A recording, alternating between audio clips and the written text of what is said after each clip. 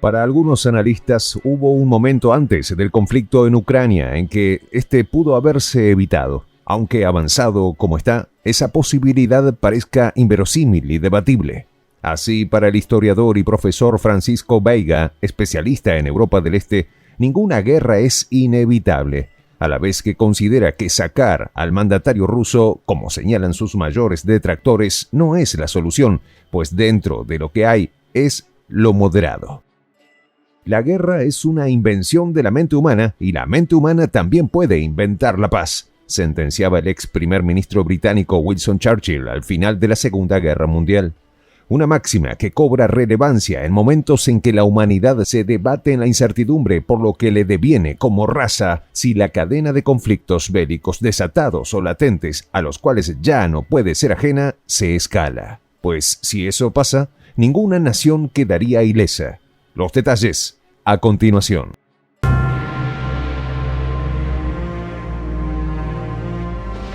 Voz de la Patria Grande. El historiador y profesor Francisco Veiga, autor de diversos libros y especialista en Eurasia, analiza el contexto del conflicto entre Rusia y Ucrania y el camino que ha conducido hacia ese nuevo pasaje hostil entre las naciones. Mediante sus típicas opiniones heterodoxas, el catedrático español hace un análisis de emergencia. Sobre el contexto expone las causas, el período histórico y las razones que han conducido hasta el conflicto euroasiático. No solo desde el punto de vista de un historiador, sino del testigo que asiste en tiempo real, desde el despacho o sobre el terreno, a un choque largamente anunciado. En este contexto, el especialista sostiene como fundamento de sus investigaciones que ninguna guerra es inevitable, y menos la de Ucrania. Todo empezó, explica, cuando para sorpresa de algunos, Bill Clinton, 2 días después de haberse aprobado en Bruselas el Partnership for Peace, la Alianza para la Paz, se presentó en Kiev. Posteriormente va a Moscú y hace que se incluya a Rusia en este tratado. Según Francisco Veiga, en esa época existe la idea de montar una especie de trío entre Rusia, Estados Unidos y Ucrania. Vamos a ver cómo nos lo hacemos para no hacernos daño y llevarlo bien. Para el escritor, ese es el momento en el cual se puede decir que se pudo haber logrado algún tipo de equilibrio que hubiera evitado que las cosas fueran tan mal como han ido. Pero después hubo una especie de conversación circular que para el caso él llama una bronca circular en la cual Washington no dejaba en paz a Moscú y surgían tensiones entre ambos. Lo que finalmente desencadenó en el conflicto desatado en febrero de este año con este escenario. De ahí el título de uno de sus libros sobre el conflicto euroasiático, La guerra programada, que representa una especie de programación fatal, de alguna manera como un camino hacia la guerra que se va desarrollando indefectiblemente. En ese sentido, para Veiga, en todas las crisis de Europa del Este en los últimos años ha habido un doble rasero importante, aplicado sobre todo por el bloque occidental, y tiene mucho que ver con las causas que van llevando hacia la guerra. Asimismo, el historiador confiesa que él, como muchos otros, no vieron llegar el conflicto. Le daban mucha importancia a los Balcanes y mucha importancia al Donbass en 2014, pero no veían que ahí la presión iba por dentro. Esto era muy gordo y no lo vieron, pues estaban demasiado sumergidos en Croacia y en Bosnia, en Oriente Medio y otros conflictos. En medio de un conflicto muy peligroso para el mundo, al cual no se le dio la importancia que debía dársele, el académico declara que no tiene ni idea de cómo se puede salir de este, a la vez que piensa que los propios protagonistas tampoco saben cómo salir de ahí. Conforme a esto, Francisco Veiga advierte que en estos momentos ni en Washington, ni en Bruselas, ni en Kiev saben muy bien cómo va a parar el asunto. Pero como se sabe, los conflictos se empiezan, pero nadie sabe cómo acabarlo y lógicamente nadie monta un conflicto bélico para perderlo. Así pues, las declaraciones de uno de los historiadores más destacados de España podrían generar una suerte de desconcierto si se pone la esperanza en que Washington, Bruselas, Moscú o Kiev tengan un plan para salir de ese evento. Sobre todo, cuando se reconoce una especie de sabotaje de parte de Occidente para perpetuar el conflicto. Para Veiga, lo único que está bastante claro es que es una guerra en la que no va a poder ganar nadie. Al menos la OTAN no permitirá que Rusia gane y Moscú hará lo posible por defender su soberanía. Por tanto, es un conflicto que necesitará de una salida diplomática, pero una salida diplomática mayor. Es decir, hay que volver ineludiblemente a los grandes acuerdos internacionales, tipo la Paz de Viena, algo que cuente con la participación de muchos países, con conversaciones de altísimo nivel y con múltiples garantías entrelazadas que lleven a una pacificación al menos temporal. En esa línea de estrechas posibilidades para la paz en Ucrania, el autor señala que Kiev necesita parar un poco porque se ha convertido en un zombi con infraestructuras destruidas y el sistema energético hecho polvo. Por lo tanto, tiene que parar porque, si no, al final, el resultado será peor.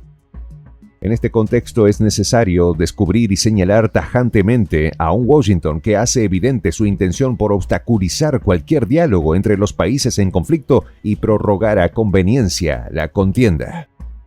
No obstante, para el historiador, este es el momento de parar, al menos un tiempo, para recuperarse. Un pare que tiene que estar muy bien diseñado a escala internacional, con la participación de países no implicados para buscar una salida buena para todos. Por otra parte, para el autor de Ucrania 22, se comete un error cerrando a Moscú e imponiéndole bloqueos y sanciones. Para él, se debe permitir allí todo tipo de mercancías, que haya movimiento de intercambio, para que la sociedad se modernice, pues encerrarlos en su cubículo solo logra generar rencores que se retroalimentan en típicos nacionalismos. En ese sentido, el académico señala con claras advertencias que una salida abrupta del jefe del Kremlin a estas instancias no parece lo más acertado, pues a veces es peor el remedio que la enfermedad y dentro del contexto actual, una vez por fuera, el que llegue podría ser radical o incapaz de enmendar la plana detonándose un foco de guerras civiles. Es así que bajo las circunstancias actuales, una de las cosas que beneficia a todos es que el oso ha ido desmontando los sectores más radicales como los eurasianistas, pues en algún momento ellos eran un problema, aunque no una amenaza. De tal modo que a sectores de ultraderecha, los eurasianistas o el mismo Alexander Dugin, los ha ido apartando.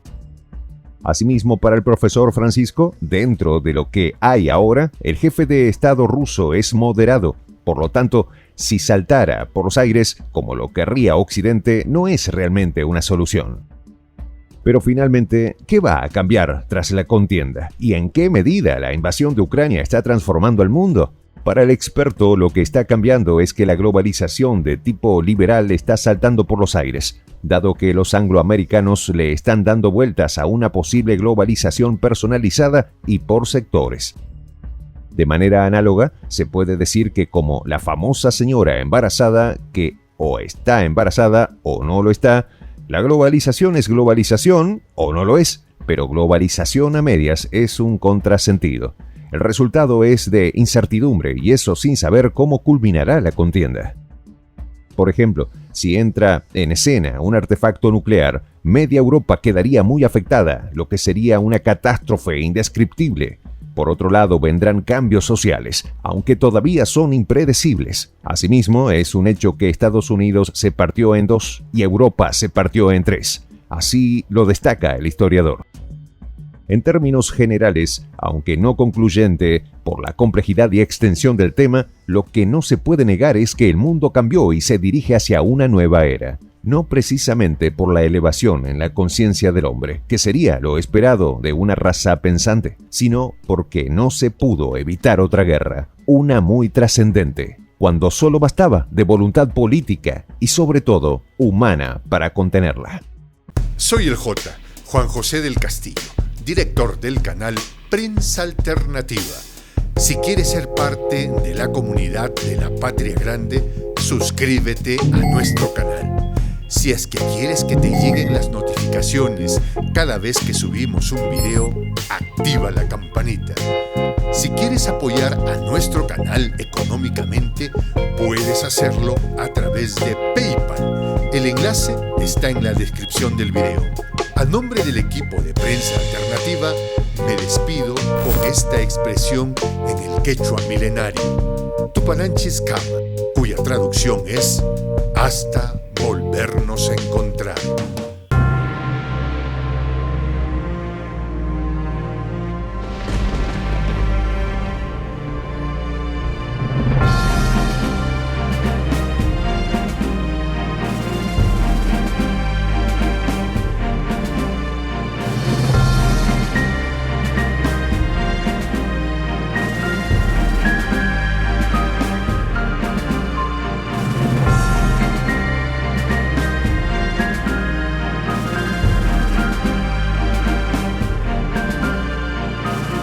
Voz de la Patria Grande.